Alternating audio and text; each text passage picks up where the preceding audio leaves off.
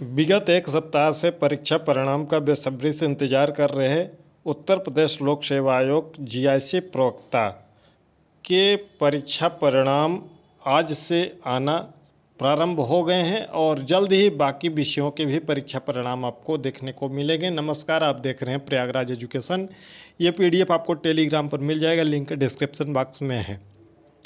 प्रवक्ता जिसकी परीक्षा 14 जून 2026 को संपन्न हुई थी 13 विषयों की, जिसमें से 2 विषयों के परीक्षा परिणाम आज घोषित कर दिए गए। प्रारंभिक परीक्षा के समाजशास्त्र व भूगोल, इसकी मुख्य परीक्षा अभी तक जो आधिकारिक कैलेंडर है उत्तर प्रदेश लोक सेवा आयोग का 30 अगस्त को प्रस्तावित है। इस परीक्षा तिथि में थोड़ा बहुत आपको परिवर्तन देखने को मिल सकता है। यदि परिवर्तन होगा तो जल्द ही आपको उत्तर प्रदेश लोक सेवा आयोग की वेबसाइट पर देखने को मिल जाएगा। समाजशास्त्र विषय में कुल पंजीकृत अभ्यर्थी 31,000 के आसपास थे, जिसमें से 9,430 अभ्यर्थियों ने परीक्षा दी और भूगोल विषय में 23,000 से ज़्यादा अभ्यर्थी पंजीकृत थे और परीक्षा दिए हैं 11,378। समाजशास्त्र में कुल 23 रिक्तियाँ पुरुष वर्ग में, महिला वर्ग में 44 रिक्तियाँ व इंटर कॉलेज दृष्टिबाधित समेकित माध्यमिक विद्यालय में 6 रिक्तियाँ थीं। यानी कि कुल मिलाकर अगर देखें तो मेल फीमेल व समेकित विद्यालय में दृष्टिबाधित में कुल मिलाकर रिक्तियाँ की संख्या 73।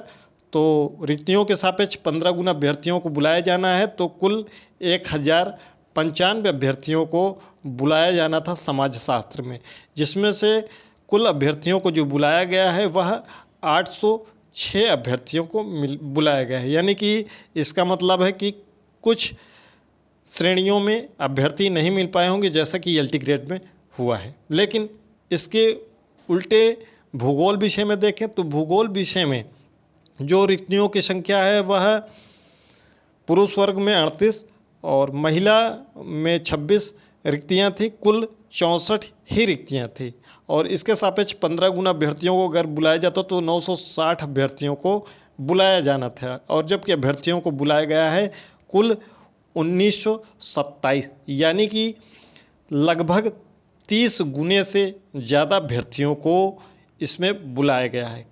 कैसे बुलाया गया है ये उत्तर प्रदेश लोक सेवा आयोग ही बता सकता है।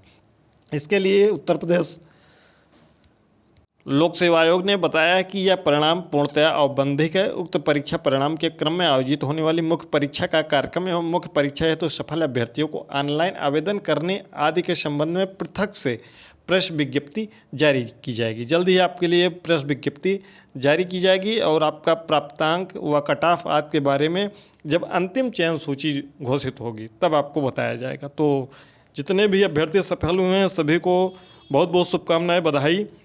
आप अपने मुख्य परीक्षा की अब तैयारी विधिवत ढंग से शुरू कर दीजिए। ये आपको टेलीग्राम पर मिल जाएगी। ये देखिए सोशलॉजी का है, कितना आपका नंबर यानी प्रश्न सही था।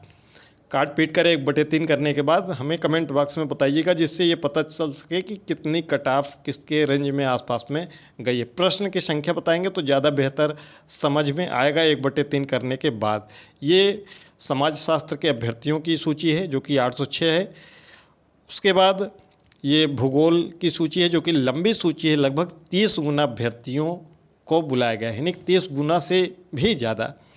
अब क्या कारण है, क्या जो पद अगर बढ़े होते तो बताया ही जाता कि आपको जैसे बताया गया कि 210 पद शिक्षा निदेशालय द्वारा शासन को भेजे गए हैं अनुमति के लिए, लेकिन इसमें कोई मेंशन नहीं है। मेंशन नहीं है तो इसका मतलब है कि वह पद अब अगली नई भर्ती के लिए तैयार हो रहे होंगे, जहाँ तक उम्मीद है, क्योंकि इसमें कहीं मेंशन नहीं है कि हाँ पद बढ़ गए हैं, तो ऐसा कहीं मेंशन नहीं है। ये भूगोल विषय की सूची है। कुल जो अभ्यर्थियों की संख्या है भूगोल विषय में बहुत ज़्यादा है, तो कमेंट बॉक्स में भूगोल के अभ्यर्थी बताएंगे।